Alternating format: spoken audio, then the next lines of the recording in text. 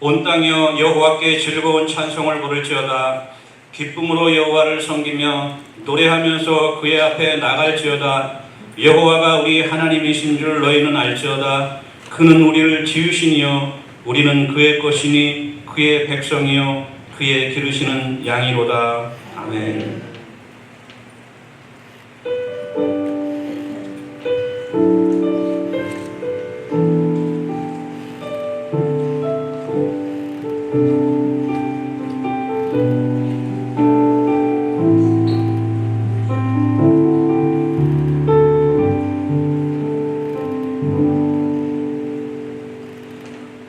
함께 자리에서 일어나셔서 찬송가 29장 부르시겠습니다.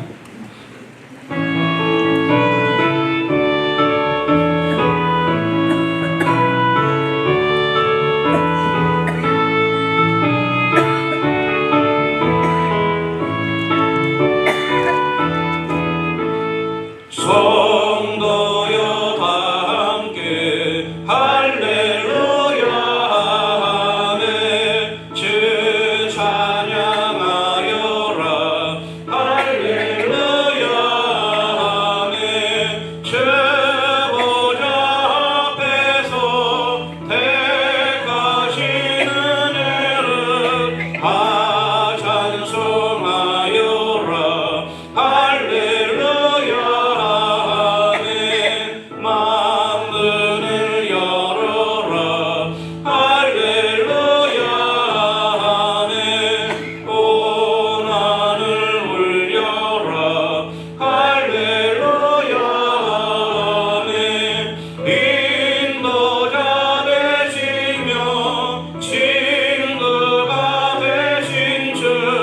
그 사랑 끝없다 할렐루야 하네 주 찬양하여라 할렐루야 하네 찬양은 끝없다 할렐루야 하네 거룩한 집에서 주는 종길이며 늘 찬송 부르자 할렐루야 하네.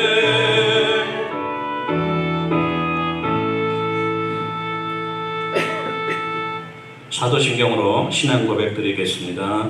전능하사 천지를 만드신 하나님 아버지를 내가 믿사오며 그 외아들 우리 주 예수 그리스도를 믿사오니 이는 성령으로 잉태하사 동정녀 마리아에게 낳으시고 본디오 빌라도에게 고난을 받으사 십자가에 못 박혀 죽으시고 장사한 지 사흘 만에 죽은 자 가운데서 다시 살아나시며 하늘에 오르사 전능하신 하나님 우편에 앉아 계시다가 조리로서 산자와 죽은 자를 심판하러 오시리라. 성령을 믿사오며 거룩한 공예와 성도가 서로 교통하는 것과 죄를 사하여 주시는 것과 몸이 다시 사는 것과 영원히 사는 것을 믿사옵나이다. 아멘. 함께 교독문 53번 시편 121편 말씀을 교독하시겠습니다. 내가 산을 향하여 눈을 들리라. 나의 도움이 어디서 올까?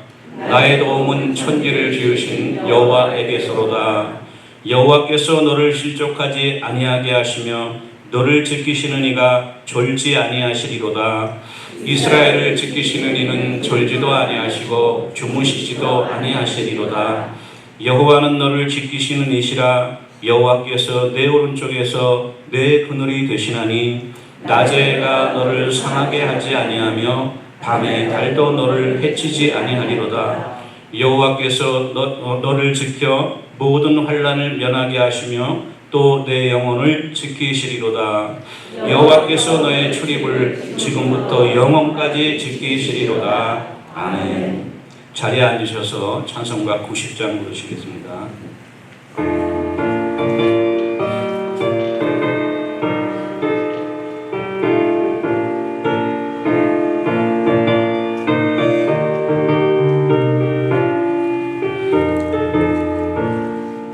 주 예수 내가 알기 전 날 먼저 사랑했네. 그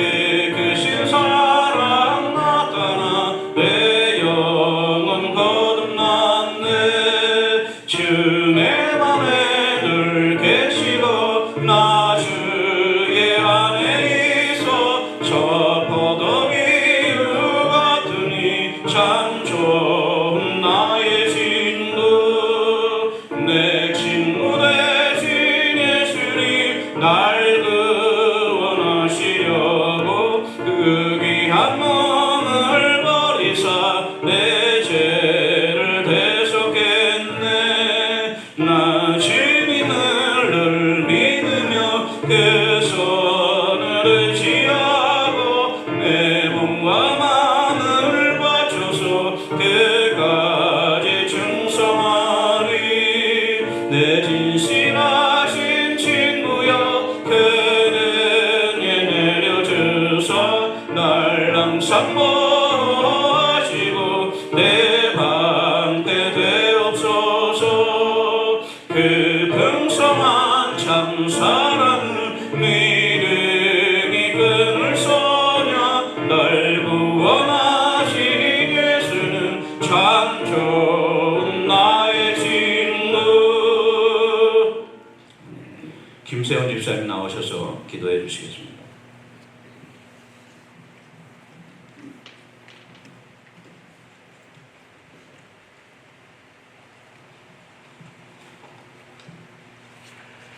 거룩한 주일 하나님의 몸된 교회 그리스도의 사랑 앞에 나오게 하심을 감사합니다.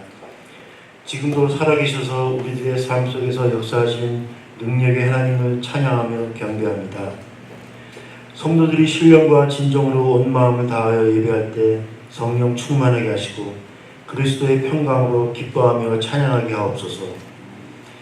모든 선한 것으로 함께 하시며 영원한 사랑으로 돌보아 주심에도 불순종을 즐겨하며 세상을 더 사랑하여 성령을 근심케 하였던 우리의 약한 마음을 용서해 주시옵소서. 우리에게 말씀하시는 하나님을 사랑하며 모든 근심 가운데 구원해 주실 하나님만 찾을 수 있도록 인도해 주시옵소서. 교회의 멸이 되시는 주님, 좋은 나무 교회가 새벽 재단이 풍성하기를 원하고 세계 선교의 큰 일에 쓰임받기 원합니다. 주님 주신 은사로 열심히 참여할 수 있도록 믿음을 더해 주시고 기회도 허락하여 주시옵소서.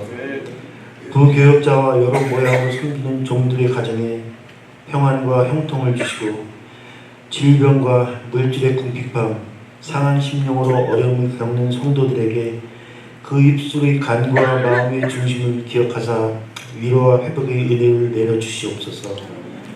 좋은 나무 교회를 여기까지 지켜주시고 보내주신 신민석 목사님에게 지혜와 건강을 더하여 주시어 맡기신 사역을 감당하심에 부족함이 없게 해주시고 말씀을 전하실 때마다 능력으로 함께하여 주시옵소서.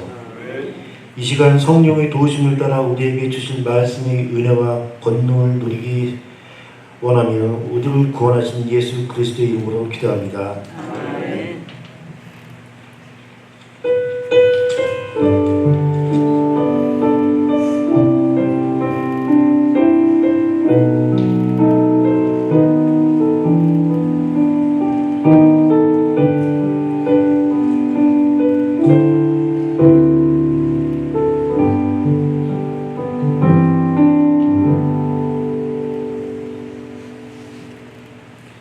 오늘 저에게 주시는 하나님의 말씀은 신약성경 마태복음 7장 1절에서 12절까지 말씀입니다. 마태복음 7장 1절에서 12절까지 말씀을 한 절씩 교독하시겠습니다. 비판을 받지 아니하려거든 비판하지 말라. 너희가 비판하는 그 비판으로 너희가 비판을 받을 것이요 너희가 헤아리는 그 헤아림으로 너희가 헤아림을 받을 것이니라. 어찌하여 형제의 눈 속에 있는 티는 보고 내 눈 속에 있는 들보는 깨닫지 못하느냐. 보라, 내 눈 속에 들보가 있는데 어찌하여 형제에게 말하기를 나로 내 눈 속에 있는 티를 빼게 하라 하겠느냐. 외식한 자여, 먼저 내 눈 속에서 들보를 빼어라. 그 후에야 밝히 보고 형제의 눈 속에서 티를 빼리라.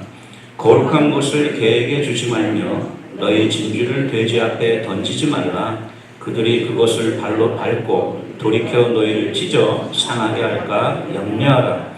구하라, 그리하면 너희에게 주실 것이요 찾으라, 그리하면 찾아낼 것이요 문을 두드리라, 그리하면 너희에게 열릴 것이니 구하는 이마다 받을 것이요 찾는 이는 찾아낼 것이요 두드리는 이에게는 열릴 것이니라. 너희 중에 누가 아들이 떡을 달라 하는데 돌을 주며 생선을 달라 하는데 뱀을 줄 사람이 있겠느냐? 너희가 악한 자라도 좋은 것으로 자식에게 줄 줄 알거든 하물며 하늘에 계신 너희 아버지께서 구하는 자에게 좋은 것으로 주시지 않겠느냐? 그러므로 무엇이든지 남에게 대접을 받고자 하는 대로 너희도 남을 대접하라. 이것이 율법이요 선지자니라. 아멘. 예, 우리 좌우 옆에 계신 분들에게 한번 같이 인사하면 좋겠습니다. 주의 이름으로 사랑합니다. 이렇게 인사하시죠. 예, 주의 이름으로 사랑합니다. 예, 예, 오늘 저희 교회에 또 같이 예배드리러 오신 우리 성도님들 주님의 이름으로 환영하고요. 오늘은 특별히 우리 데이비드 구 목사님, 또 우리 미란 사모님, 저희 신윤복 목사님, 신윤복 죄송합니다. 신윤성 목사님, 예, 신윤성 목사님, 또 저희 교회 이제 부임하셔서 또 축하해 주시기 위해서 함께 예배드리러 오신 것 같아요. 우리 데이비드 구 목사님, 미란 사모님 잠깐 일어나시면은 저희들이 박수로 환영하면 좋겠습니다. 감사합니다, 목사님. 예. 저희 우리 신 목사님 걱정하셔서 많이 기도해 주시는 원로 목사님들이나 주위에 많은 교육자님들이 계세요. 저희들이 차차 이제 다 알게 되겠지만은 우리 처음으로 또 축하해 주시기 위해서 저희 교회 방문해 주셔서 감사드립니다. 교회 사정으로 인해서 수요예배는 당분간 모이지 않고요. 또 우리 새 목사님 오셨지만 날씨가 또 너무 덥고 한 관계로 당분간은 아마 모이기 힘들 것 같고요. 날씨 좀 선선해지거나 하면은 그때 아마 보일 수 있을지 않을까 싶습니다. 우리 계속해서 위에서 기도해 주십시오. 우리 새벽 기도에 화수목금 4일 동안 시편 묵상이 있습니다. 수요일하고 금요일 날 또 영상이 올라가니까 우리 같이 아침에 일어나셔서 기도해 주시면 감사하겠습니다. 우리 주일 예배 반주자를 구하고 있습니다. 우리 가까운데 우리 반주해 줄 수 있는 분들 계시면은 좀 소개해 주시면 감사하겠고요. 또 우리 새 담임 목사님 모시고 해서 저희 교인들 그 주소록을 조금 업데이트하기 원해요. 그래서 혹시 집 주소라든가 전화번호가 바뀌신 우리 성도님들 계시면은 교회로 알려주시면 감사하겠습니다. 우리 교우님들 중에 가정이나 사업장에 담임 목사님 신방을 원하시는 성도님들 있으면은 연락 주시기 바랍니다. 예배 후에 식사와 친교 나누고 가시기 바랍니다.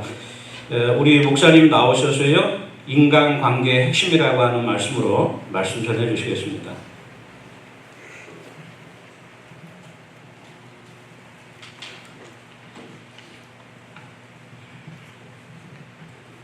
할렐루야. 한 주간도 평안하셨는지요? 무더위 가운데 평안하셨는지요? 오늘도 예배로 모이신 사랑하는 성도 여러분 모두에게 하나님께서 하늘로부터 부어주시는 은혜와 평강이 폭포수처럼 시원하게 모든 심령에 임하실 줄 믿습니다. 아멘. 오늘 말씀을 전하기 원하는데 먼저 좀 우리 성도님들하고 얼마나 알고 계시는지 한번 좀 나누고 싶습니다. 그야말로 우리는 다 사람을 대하고 살죠. 사람을 대하고 삽니다. 적게 많게의 차이지 사람을 대하지 않고 사는 분은 한 분도 없을 거예요. 성도 여러분들께서는 그 사람들을 대할 때 어떤 원칙, 룰이라고 해야 될까요? 나름대로의 원리라고 해야 될까요? 그런 이 관계의 원칙을 가지고 사람을 대하고 하십니까? 한번 그냥 제가 아는 바대로 한번 적어봤는데 얼마나 공감하시는지 모르겠습니다. 장유유서 공감이 되십니까? 예, 왜입니까? 나도 이제 곧 나이가 든다. 그 다음에 우물물에 아시면 대답을 하셔도 괜찮습니다. 지금 우물물에 예, 다들 알고 계시는 거죠. 또 누워서 떡 먹기, 누워서 침 뱉기. 예, 두 개가 있군요. 예. 또 가는 말이 고와야 예, 다 근데 이건 뭐예요? 나에게 곧 다시 돌아온다라는 거죠. 돌아오기 때문에 어떻게 하는 게 지혜롭다라는 것을 우리 속담에서 또 사자성어에서 말씀하고 있죠. 또 말 한마디로 네, 청량리 가면 다들 알고 계시네요. 또 낱말은 새가 듣고 반말은 와지가 듣는다. 모르는 분이 없으세요. 호랑이도 예, 배짓장도 손바닥도 마주쳐야 소리가 난다. 예, 뭐 다 알고 계십니다. 웃는 나체 예, 침 못 뱉는다. 원숭이도 나무에서 떨어진다. 뛰는 놈 위에 대단하십니다. 뭐 모르는 게 없으시죠. 3살 버릇 우는 아이 저도 안 준다.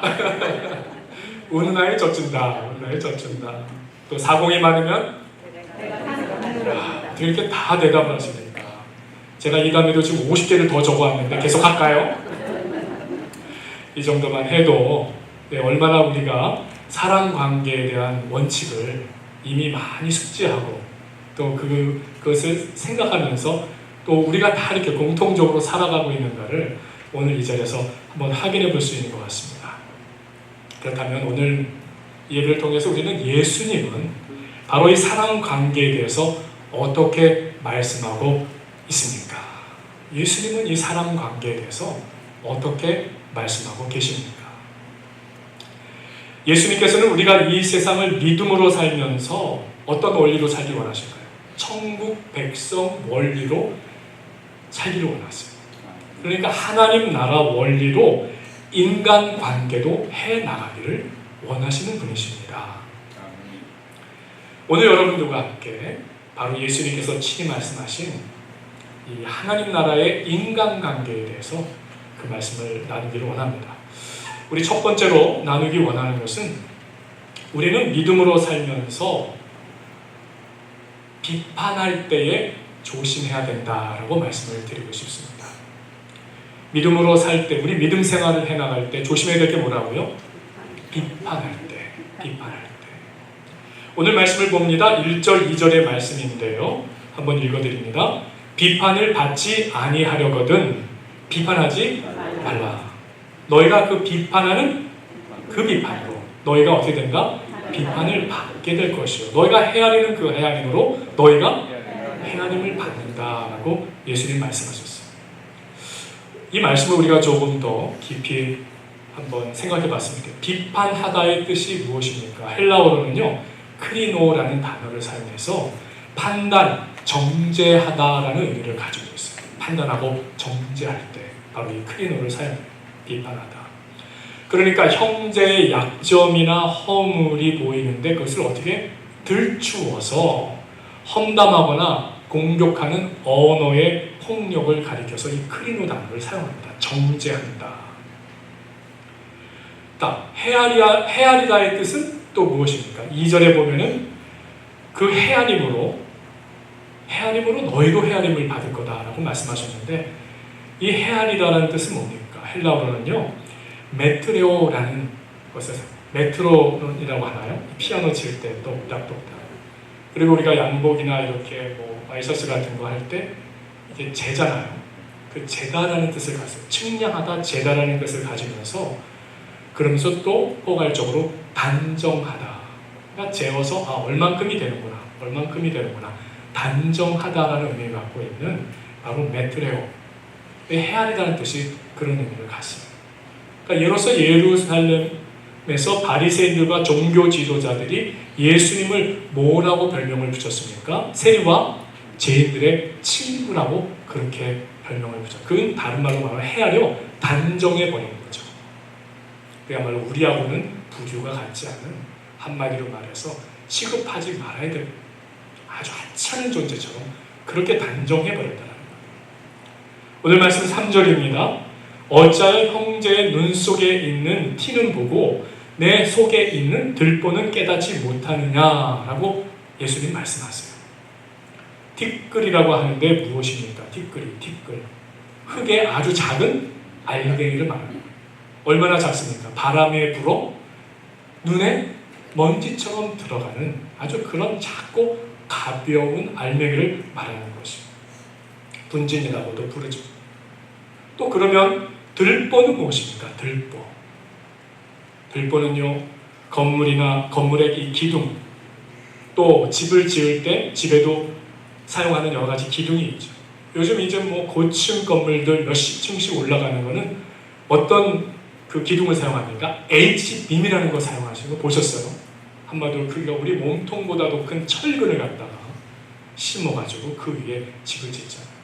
그러니까 들보는 한마디로 말하면 오늘날 건축으로 말하면 H빔 같은 걸 말하는 거예요. H빔. 근데 생각해 보셨습니까? 눈 속에다가 빌딩이나 집의 기둥만한 그 들보 H빔을 넣고 있는 모습을 예수님이 우리에게 말씀하고 계십니다. 아니면 눈에 들어가기가 너무 어려우니까 눈 앞에다가 H빔을 딱 갖다 대면 어떻게 됩니까? 다른 게 보입니까? 안 보이겠습니까? 안 보이죠. 그야말로 그 들보 H빔이 우리의 모든 것을 가려버리는 것을 말하죠. 그러니까 예수님은 형제의 다른 사람의 약점과 잘못이 티끌이라면, 그것도 흠이지만 티끌이라면 아주 작은 먼지가 되어서 바람에 날려 내 눈 속에 들어가는 작은 알맹이 같은 그런 존재라면, 우리가 누군가의 약점과 잘못을 비판하고 정죄하고 헤아리고 단정하는 것은 우리 눈을 꽉 막아버리는 뭐와 같다? 들보 H빔과 같은 것이다 라고 그렇게 우리에게 설명해 주시는 것이에요. 예수님은 우리의 주관적인 편견, 선입관으로 쉽게 사람을 정죄하고 헤아리는 것은 대상과 사물을 제대로 볼 수 없게 만드는 아주 큰 장애물과 같다라고 말씀하시는 것이죠. 또 나아가 눈에 H빔을 넣으려는 무모한 어리석은 행동임을 말씀하고 계시는 것입니다. 예수님 오늘 7장의 말씀만이 아니라 마태복음 5장, 그러니까 예수님이 공생애를 시작하시고 그야말로 산상수훈의 말씀이죠. 사람들이 무리가 모였는데 그곳에 쓰셔서 첫 말씀을 전하셨는데 그 말씀이 마태복음 5장의 산상수훈 아닙니까? 그런데 그 산상수훈부터 예수님이 하신 말씀, 또 강조하신 말씀, 다루신 말씀이 무엇인가 들여다보면 한마디로 인간관계의 부분을 말씀하고 계세요. 그런데 어떻게 세상에서 말하는 그야말로 처세술이나 남과 싸워 이기는 그런 병법 같은 것이 아니에요. 즉 마태복음 5장부터 천국 비유, 산상수훈에 계속 반복하고 강조하고 계시는 것은 어떤 것입니까? 하나님 나라의 백성, 천국 시민, 그 천국 시민으로서 어떻게 인간관계를 하는가라는 것을 바로 예수님은 공생의 처음부터 우리에게 들려주신 것입니다. 마태복음 5장의 빛과 소금 비유를 말씀하시면서 5장 16절에 너희 착한 행실을 보고 하늘에 계신 너희 아버지께 영광을 돌리게 하라. 사랑관계에서 착한 행실로 살 것을 말씀하셨어요.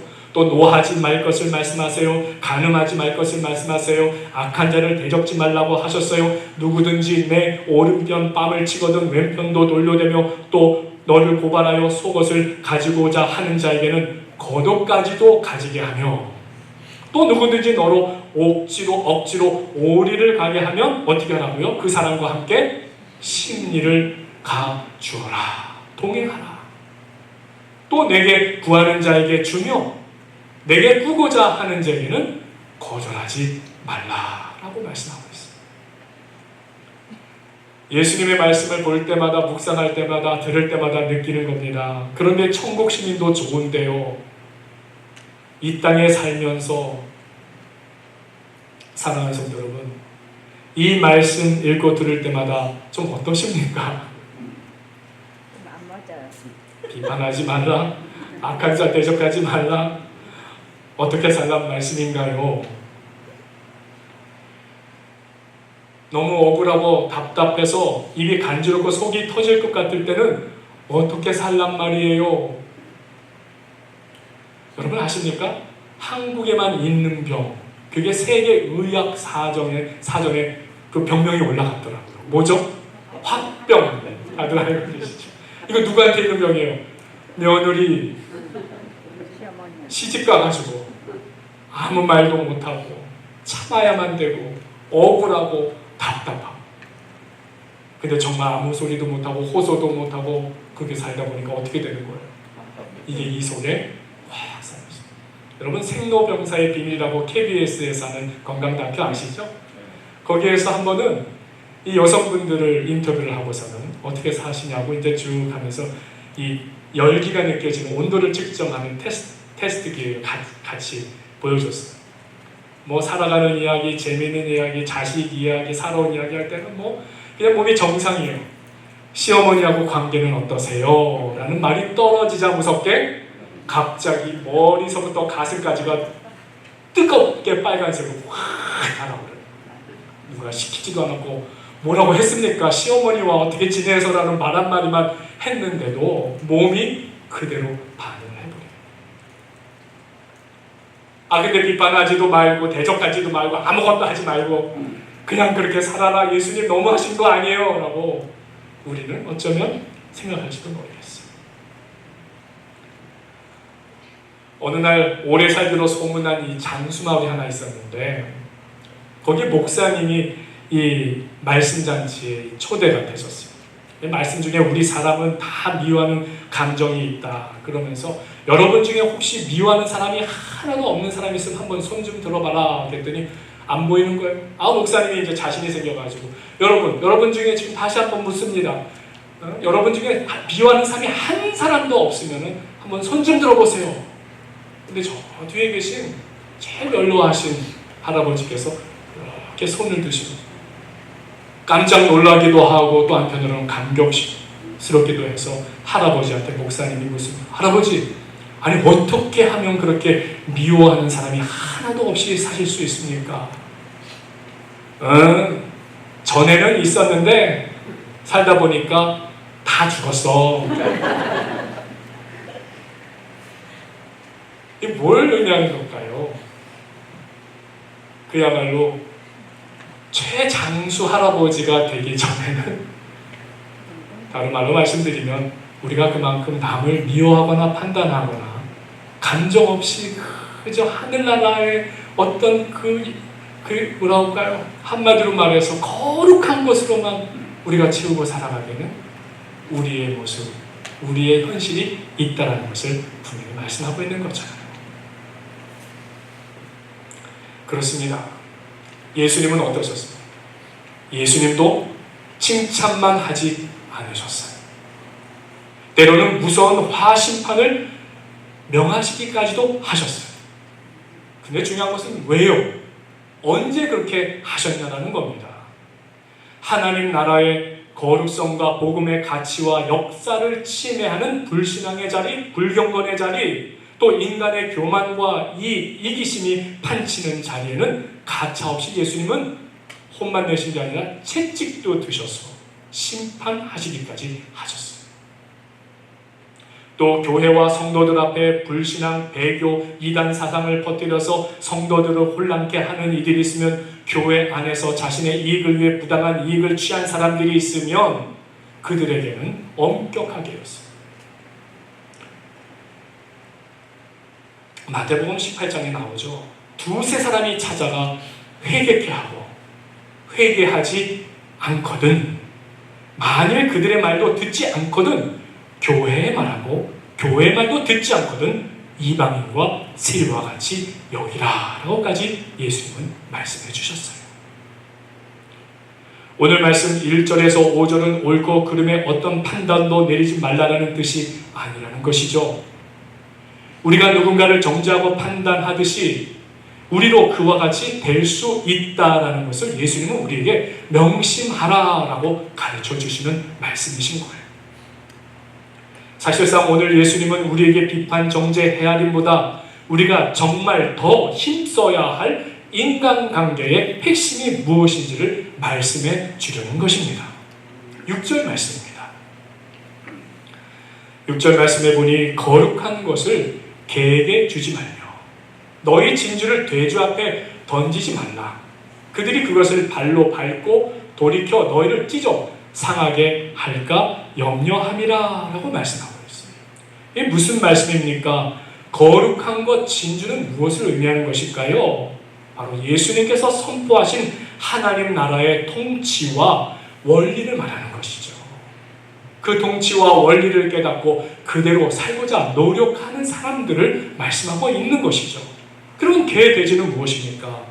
이와 같은 하나님 나라의 통치와 하나님 나라의 원리가 선포된 복음이 있음에도 그 복음을 거부하고 인정하지 않고 우리의 뜻대로 욕심대로 세상 뜻대로 사는 게 더 좋다고 말하는 사람들과 행위를 가리킨 것이라고 할 수가 있어요. 즉 예수님의 제자들, 하나님의 백성들은 이 세상 원리, 세상 감정대로가 아니라 삶의 가치, 인간관계의 가치를 어디에 두고 하늘 아버지께 두려워함을 자세히 알려주시는 말씀이라고 하겠습니다. 즉 천국 시민은 하나님의 잣대로 사람을 대하라 라는 말씀으로 이해하면 좋겠습니다. 천국 시민은 우리의 잣대가 아니라 하나님의 잣대로 사람을 대하라. 오늘 이 시간 이 말씀에 아멘으로 화답할 수 있는 저와 여러분이 되시기를 간절히 바랍니다. 그러면 이 하나님의 잣대는 어떤 것인가? 두 번째로 한번 말씀을 나눠보겠습니다. 두 번째로 나누기 원하는 것은 예수님은 우리가 인간관계에 있어서 제일 먼저 열심히 기도하라라고 말씀하셨어요. 하나님의 잣대를 말씀하시면서 기도 얘기를 하시네요. 오늘 말씀 한번 7절을 보시기 바라요. 7절 말씀이 갑자기 사람관계를 얘기하시다가 뭘 말씀합니까? 구하라 그러면 너희에게 주실 것이요 찾으라 그리하면 찾아낼 것이요 문을 두드리라 그러면 너희에게 열릴 것이니 라고 말씀합니다. 우리가 예수님의 말씀을 완전하게 실천할 수 있는 사람이 누가 있겠습니까? 분명히 우리는 완전하지 못한 우리 자신을 날마다 확인할 수밖에 없는 존재예요. 그런데 예수님께서 인간관계의 설명을 쭉 하시다가 지혜와 또 우리에게 진주에 대해서 거룩한 것에 대해서 얘기하시다가 갑자기 기도의 말씀으로 넘어가 버리십니다. 왜 기도의 이야기가 나올까요? 하나님 백성의 인간관계 원리를 말씀하시면서 갑자기 왜 도대체 기도를 말씀하십니까? 우리 자신을 한번 생각해 보면 좋겠어요. 우리는 보통 기도하면 하나님 관계 또 하나님을 사랑하는 나의 표현처럼 생각해요. 그러니까 기도하면 어디서 해야 된다고 생각해요? 어디 앞에 나아가? 하나님 앞에 나아가 해야 된다고 생각합니다. 그리고 하나님께 은밀히 아뢰고 주님을 만나는 영적인 시간으로만 이해하기 쉬워요. 그래서 기도 그러면 하나님께 어떻게 기도하면 잘하는 것인지라고 그렇게 생각합니다. 때로는 그러다 보니까 하나님 앞에 어떻게 기도를 해야 되는지 난 배운 적도 없고 어떻게 해야 되는 거지? 어떤 성경을 사용해야 되는 거지? 한국 어느 시골 마을에요. 그 마을 교회에 정말 열심히 집사님이 계셨어요. 그런데 집사님이 다 좋은데 한 가지 고민이 있어요. 아이 기도를 사람들 앞에서 잘 못하는 거예요. 어느 날 목사님이 신방을 가셔야 되는데 이 집사님한테 같이 가자고. 이 목사님 말씀하시니 따라 나서긴 했어요. 신방을 가서 그 가정에 가서는 목사님이 예배를 드리시겠다는 거예요. 찬송가를 쫙 부르시더니 갑자기 예 우리 집사님 기도해 주시겠습니다. 갑자기 번개가 치는 것 같이 천둥 치는 것. 아이고 이건 어쩌다. 그래서 하나님 아버지 감사합니다. 거기까지는 했는데 그 다음에 무슨 단어를 사용해야 되는지 무슨 말을 해야 될지 깜깜한 거예요. 그런데 이게 웬일입니까? 그 집은 철길 옆에 있었어요. 좀 또 참 해문이다. 기차가 달려오는 소리가 들립니다. 덜거덩 덜거덩 덜거덩. 웰컬이 잘 됐다. 웅얼웅얼웅얼웅얼웅얼. 거진 기차가 지나갈 쯤에 예수님의 이름으로 기도하옵나이다. 아멘. 목사님이 다 들으시더니 눈을 뜨시고 집사님 기차 소리 때문에 기도 소리가 하나도 안 들렸습니다. 다시 기도하시기 바랍니다.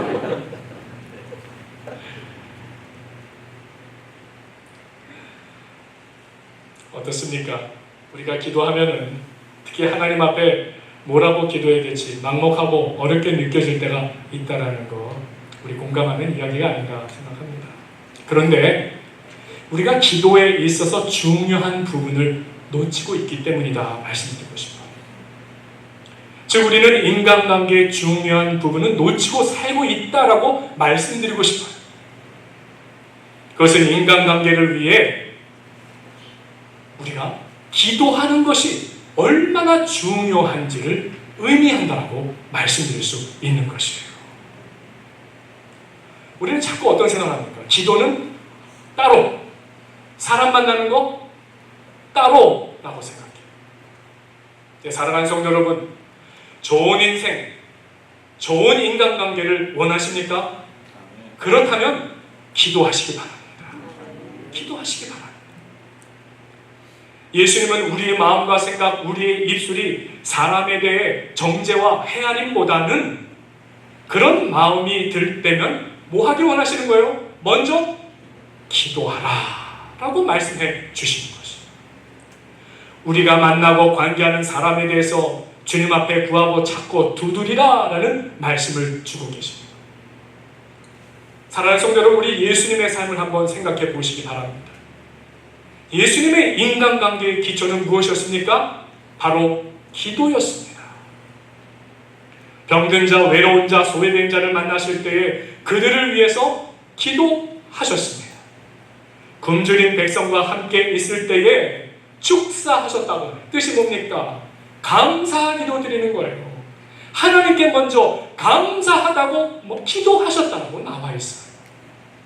공생의 가운데 유대 지도자들로부터 생명의 위협을 당하고 힘들어졌을 때 예수님께서 12제자를 세우는 과정, 결국 무엇부터 하셨습니까? 먼저 산에 올라가 밤이 맞도록 기도하신 후에 하나님이 주신 지혜를 가지고 세운 것이 12제자를 세우시는 일이었어요.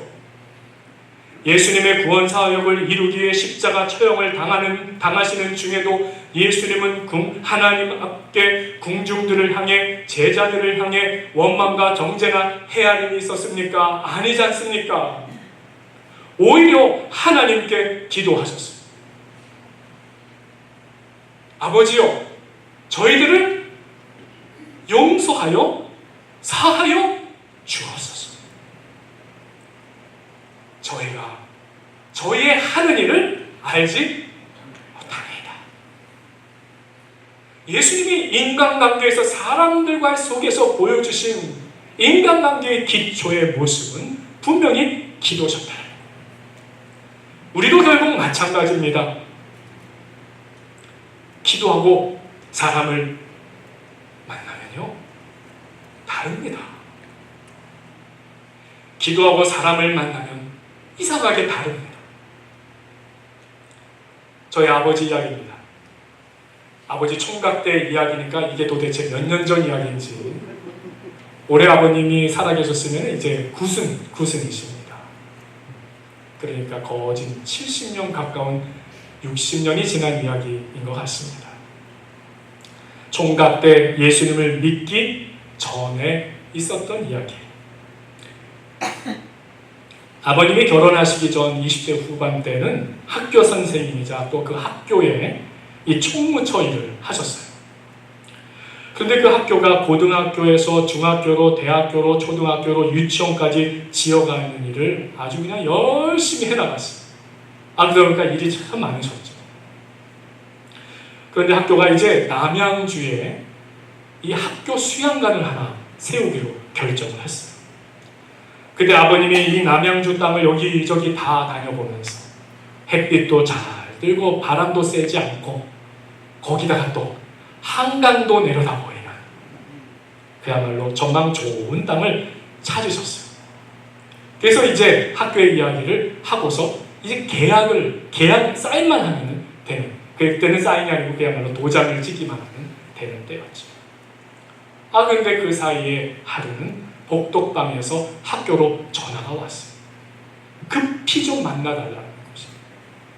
그래서 아버지가 가보니 어느 인자하게 생긴 노신사 한 분이 거기 와서 앉아 계신 거예요. 말씀을 드리니 지금 학교에서 계약하려는 이 땅을 본인이 좀 살 수 있도록 제발 좀 도와달라. 좀 도와달라. 생각해 보세요. 이 요청을 들어주면 아버지는 다시 그와 같은 좋은 땅을 찾으려고 어떻게 됩니까? 또 헤매고 다녀야 되는 것이죠. 거기다가 또 이미 다 학교에서 결정한 내용인데 학교에 돌아가서 그것을 또 다 설명을 해야 되고 얼마나 귀찮고 복잡해지는 일이겠어요. 그런데 이상하게 그분이 요청하시는 말씀에 거절하기가 어려우셨다는 거예요. 그리고 왠지 그렇게 도와드리고 싶은 마음이 생겨서 그러면 제가 학교에 다시 이야기를 하겠습니다. 그리고 그분이 그 땅을 사도록 양보해 주셨다는 것이에요. 그리고 시간이 지나 아버님은 어머니를 만나 결혼을 하시게 되었어요. 그리고 어머님이 전도하셔서 교회를 나가기 시작하셨어요. 근데 그 나간 교회에서 어느 날 주일날 그 교회 장로님 한 분이 기도하러 나오시는데 어디서 많이 본 얼굴인 거예요.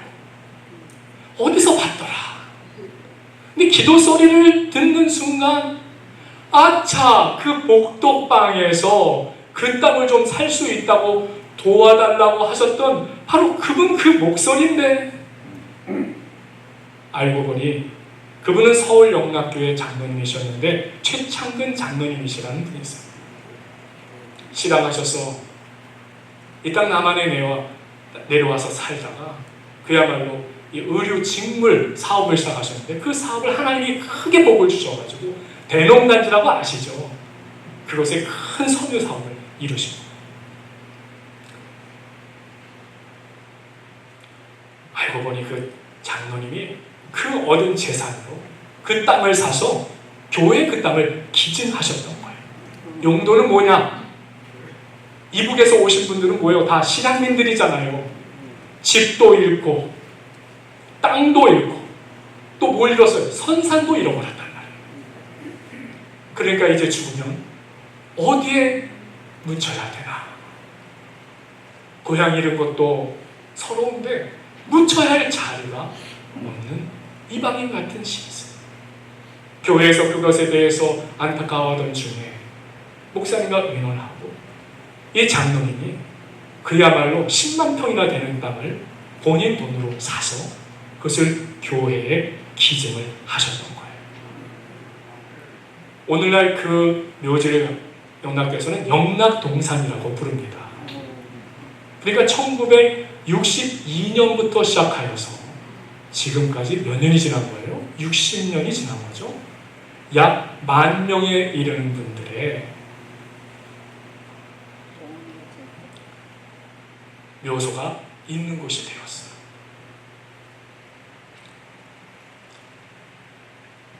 한번 생각해 보셨어요? 그 장로님이 좋아 보이셨을 거예요. 그렇죠? 어휴, 햇빛도 잘 들고 바람도 적당하고 한강까지 내려다 보이네. 아유, 이 땅이 좋네. 그래서 복덕방에 갔더니 아예 그 땅이요, 다른 학교에서 사기로 했습니다. 이거 쳐다보지도 마세요. 라고 분명히 하지 않았겠습니까?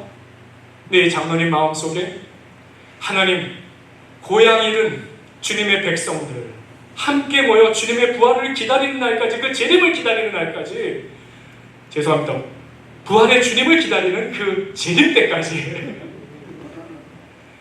우리가 함께할 그것을 좀 준비하고 싶은데 구하고 찾고 문을 두드린 것이죠. 그렇게 기도하고 기도하시다가 주님 주신 마음의 감동을 가지고 복덕방에 찾아와서 그 땅을 살려고 하는 그 학교 관계자를 좀 만나게 해주세요.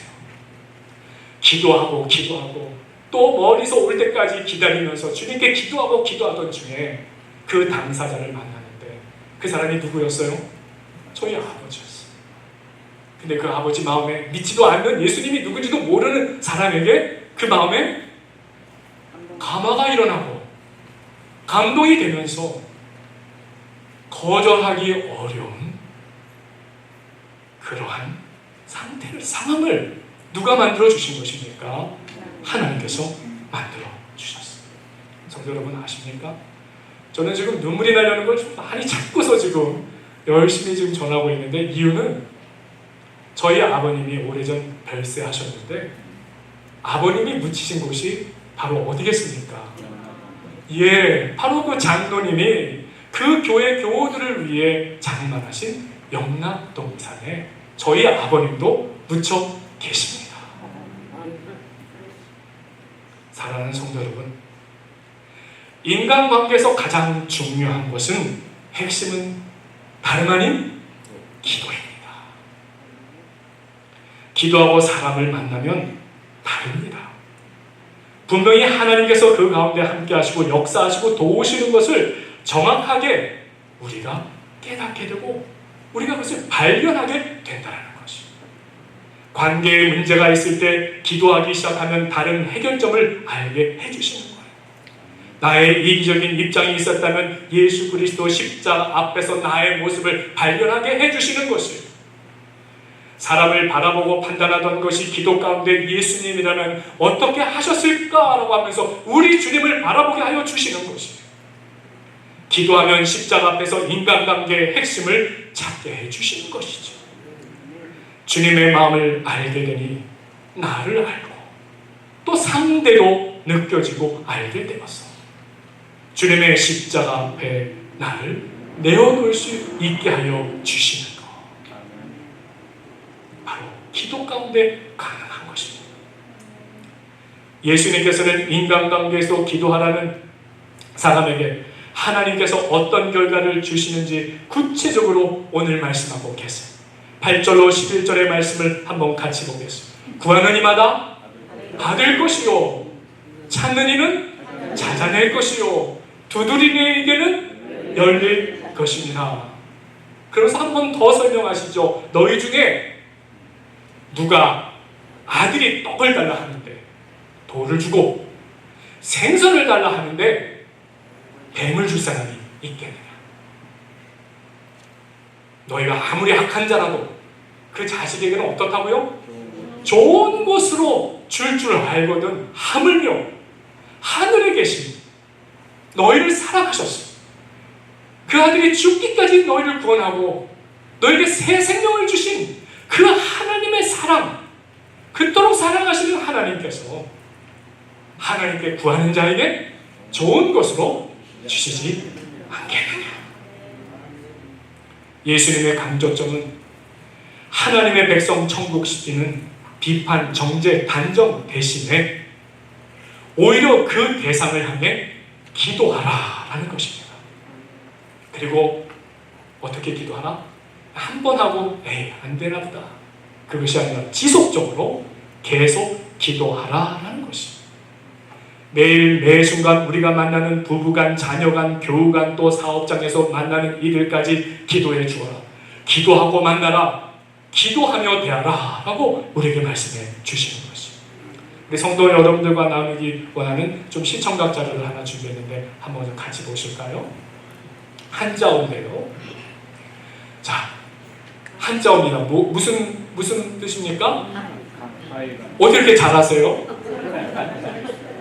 아, 밑에 답이 써 있었구나. 네, 사이간입니다. 사이간. 그러니까 사이간이 뭐예요? 떨어져 있다는 거잖아요.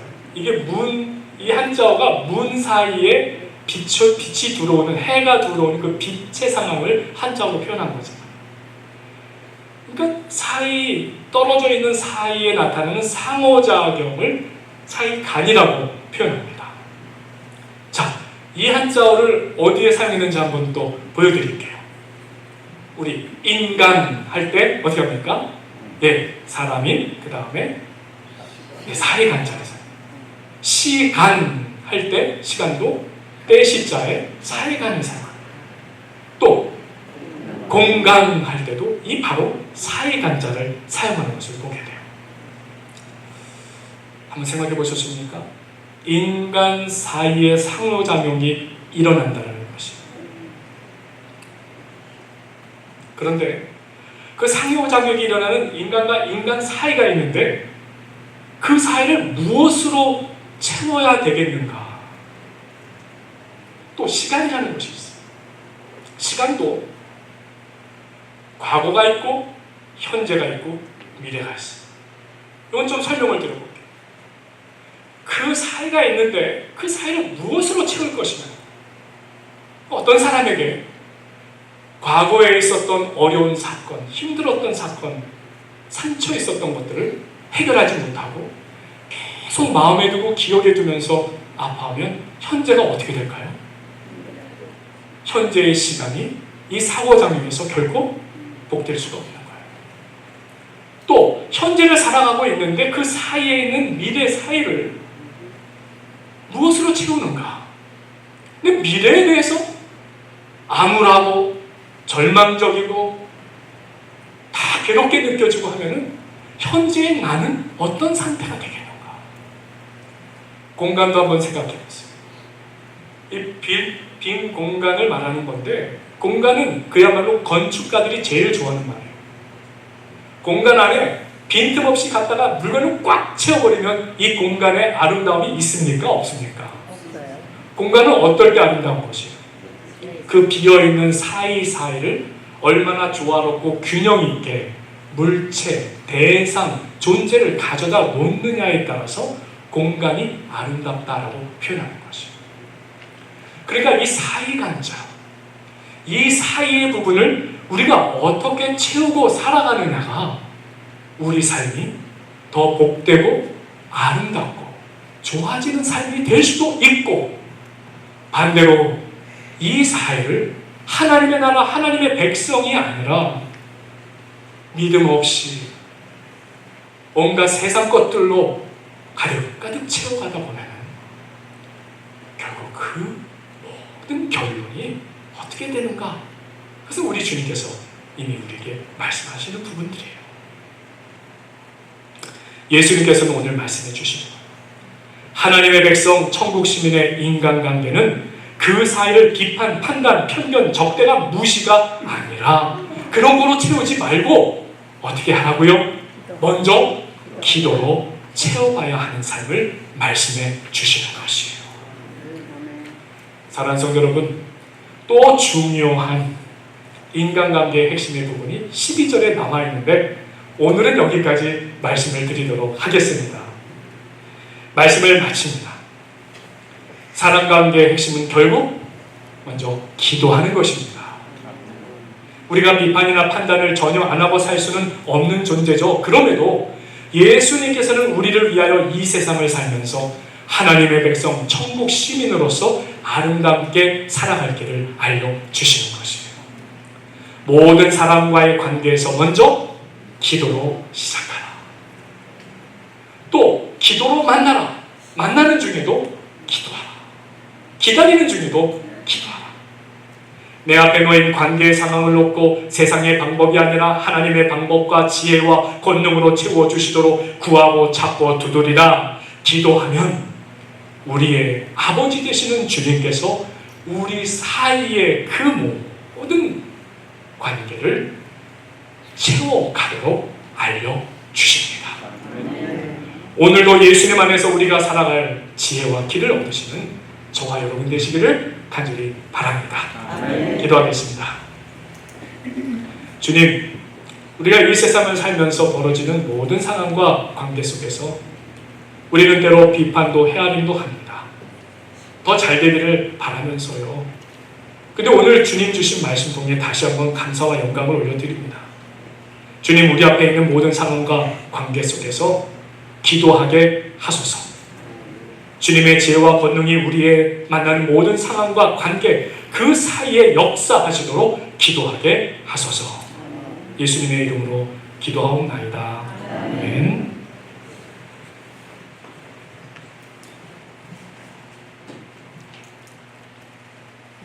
우리 함께 찬송가 420장 부르시겠습니다.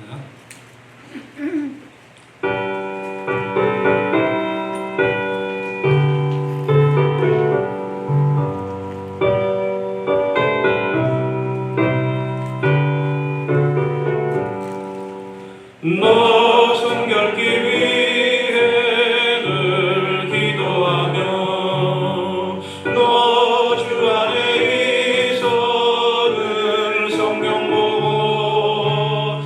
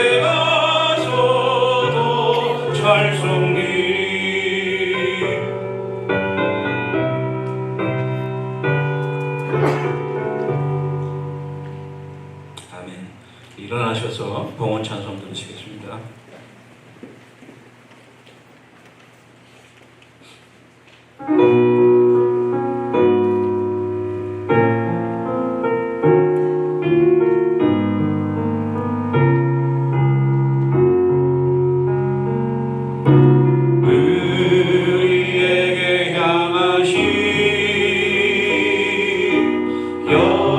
여호와의 인자하심이 크고 크도다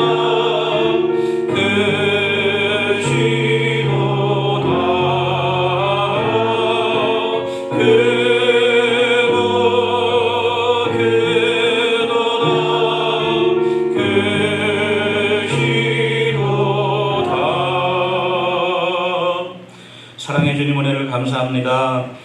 무더위 가운데서도 한 주간 동안 저희들의 생명과 건강, 사업장과 일터, 가정과 우리 자녀들을 지켜주시고 오늘 시간에 하나님 앞에 나와 기쁨으로 예배하게 하시고 말씀으로 또한 은혜 받게 하시니 감사합니다.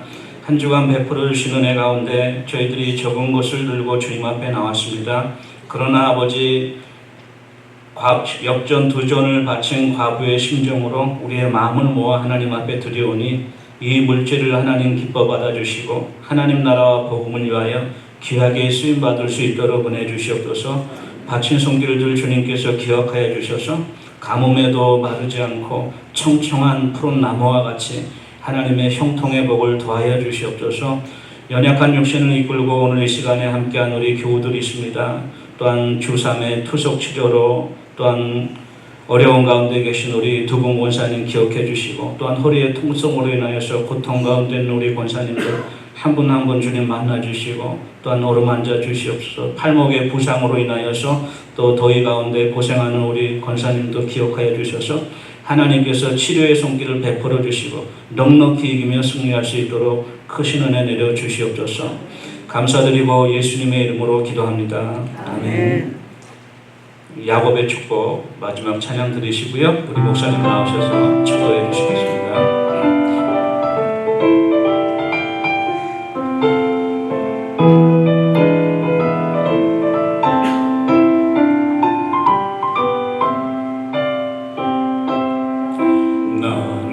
너는 단장 나무라더니 나는 가지에 푸른 열매처럼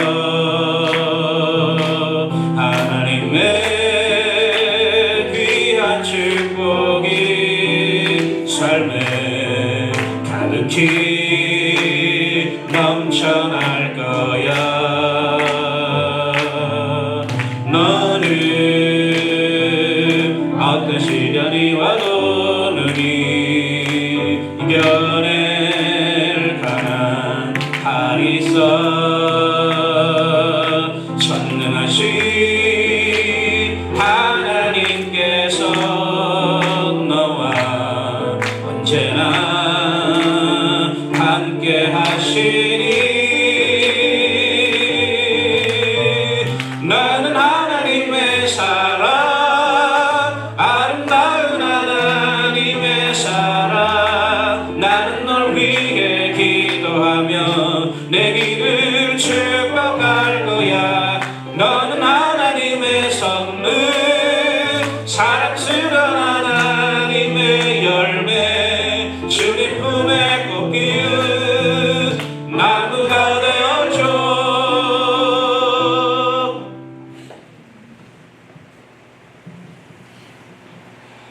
지금은 주님 전에 나와 주님 앞에 예배드리며 또 그 말씀 듣고 우리의 모든 상황에서 모든 관계에서 구하고 찾고 두드리라 말씀하신 그 말씀을 붙잡고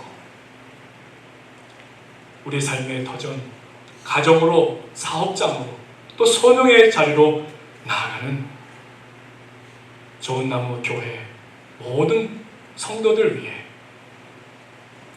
또한 세계에 흩어진 모든 복음 전하는 교회 위에 예수 그리스도의 크신 은혜와 하나님 아버지의 극진하신 사랑하심과 성령의 감화감동 교통하심이 영원토록 함께 하옵시기를 간절히 축원하옵나이다.